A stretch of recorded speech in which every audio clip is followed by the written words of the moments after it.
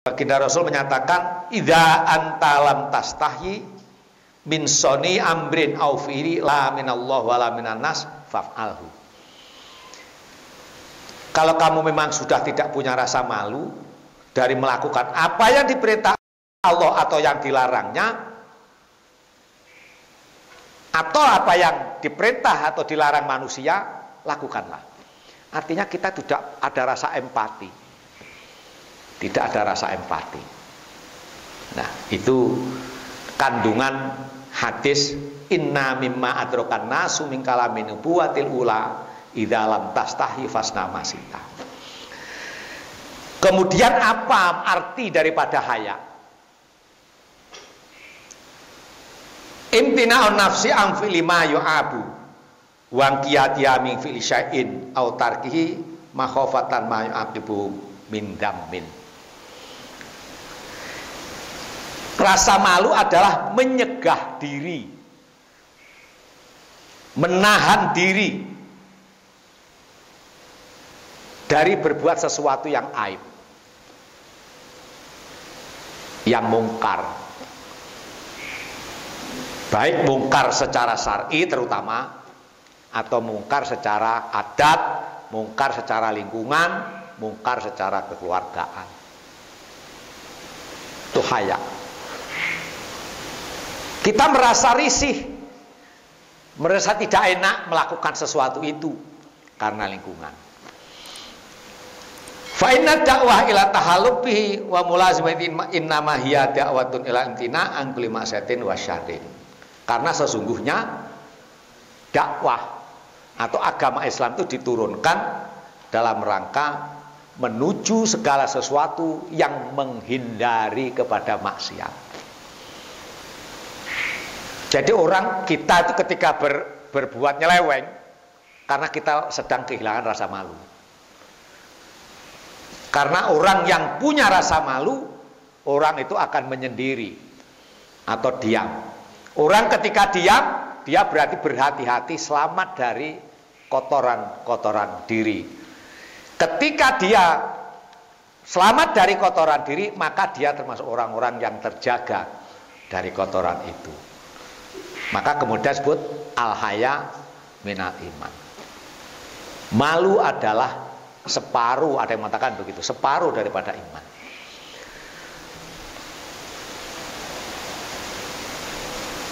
Atau baginda Rasul dalam hadis Bukhari menyatakan al-haya usubatun minal iman. Wal haya'u la ya'ti illa bi khairin.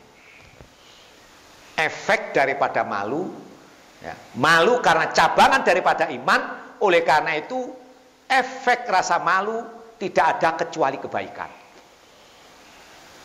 Sampai disampaikan baginda Rasul itu orang yang paling pemalu, mengalahkan malunya perawan yang perempuan yang mau ditarak kawin dulu, tapi sekarang kan enggak. Jadi sekarang udah bergeser. Perempuan sekarang itu malah nonyol-nonyol minta kawin. Gitu.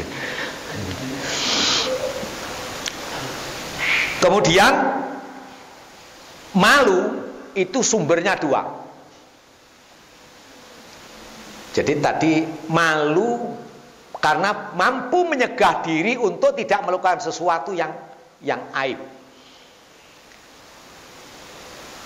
Ini nanti tergantung pada perasaan kita masing-masing.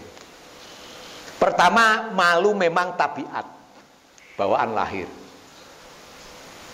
Sampai ada istilah orang boleh malu tapi jangan malu-maluin, gitu ya. Yang tabiat dari lahir, maka nakholakon wajablatan ghairu muktasib. Malu yang tidak diupayakan. Memang dia itu pemalu. Yang kedua, malu karena diupayakan. Seperti remaja itu pertama tidak punya malu. Tapi karena kemudian dididik tentang keagamaan, mengenal agama, mengenal Allah, mengenal Rasulnya, baru kemudian dia punya rasa malu. Makanya remaja muda-mudi melanggar syariat, kumpul bareng laki perempuan tanpa mahram, ya, atau berlaku apapun, trek-trekan motor semaunya sendiri, gitu kan, karena tidak ada rasa malu itu tadi.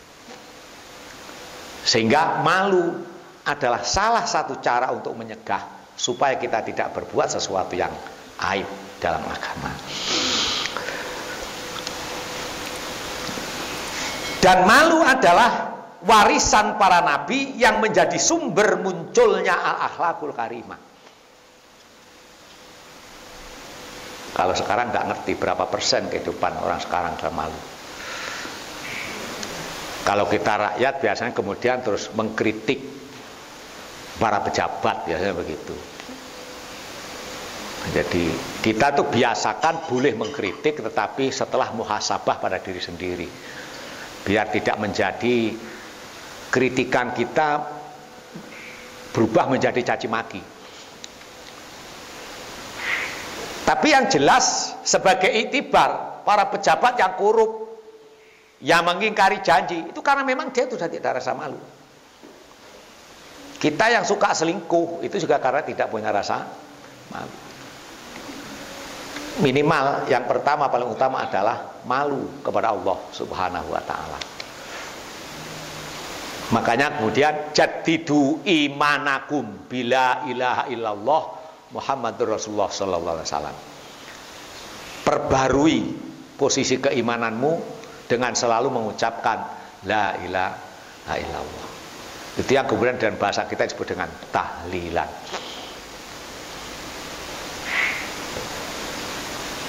Ketika kita sudah sambung dengan Allah Subhanahu wa ta'ala, maka kita ada satu rasa bahwa dimanapun kita selalu diintai oleh Allah Subhanahu wa ta'ala. Ma yalfidhu illa ladaihim raqibun atidun. Tidak ada apapun yang kita ucapkan, yang kita gerakkan, kecuali di sampingnya ada malaikat raqib dan atid. Kalau kita menyadari hal semacam ini, maka kita tidak akan pernah berani berbuat sesuatu yang melanggar aturan itu. Disinilah mungkin kemudian para ulama menyampaikan, di dalam kehidupan bermasyarakat, agama tidak perlu diformalisasikan, tidak perlu diformalkan. Karena formal lagi-lagi baliknya kepada sistem administrasi. Tetapi kalau agama yang asli adalah tumbuh dari diri kita masing-masing, sebuah kesadaran beragama. Itulah yang saya memahaminya agama sebagai privasi. Bahkan kadang-kadang kita tidak perlu diketahui orang lain agamanya apa. Dan ini terjadi di negara modern. Negara modern itu tidak ada KTP identitas agama, itu tidak ada. Yang ada hanya pekerjaan. Di negara modern orang bertanya agamamu apa, itu aib, nyinggung perasaan. Makanya itu baginda Rasul diutus oleh Allah Subhanahu wa ta'ala itu adalah liutammima makarimal akhlak, bukan mensiarkan Islam secara formal. Makanya negara bentukan pertama baginda Rasul pun disebut dengan Madinatul Munawwarah, bukan Madinatul Muslimin, bukan. Itu pemahaman. Jadi supaya kita tidak tersekat oleh formalitas, atau bukan berarti saya juga mendiskreditkan formalitas, tidak. Tapi pola-pola pemahaman keagamaan itu secara luas dan luas adalah sangat bergantung kepada posisi diri kita masing-masing.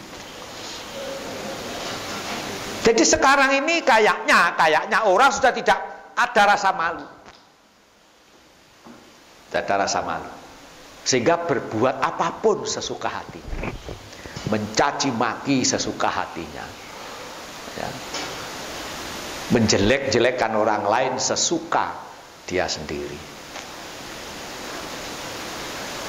Sehingga apapun yang terjadi dalam keadaan seperti itu menjadi kontroversi satu dengan yang lain.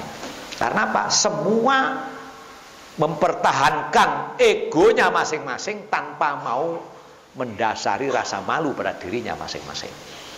Sehingga berebut kemuliaan.